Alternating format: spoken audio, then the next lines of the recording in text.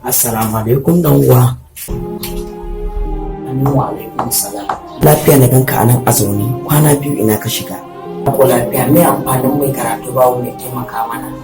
Idan dai za mu ta karatu mu matasa baya mu rasa mai taimaka mana.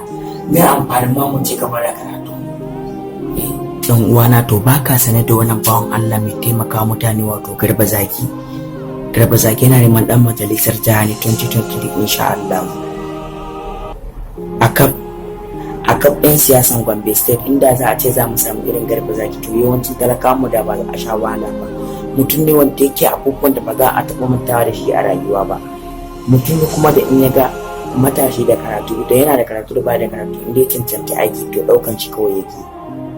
Babu abin da zan faɗa mar, kawai mai kyau ta isa gare shi. Ubangiji Allah mallaka mar abin da yake so. Garba Zaki ba, Ubangiji Allah mallaka mar.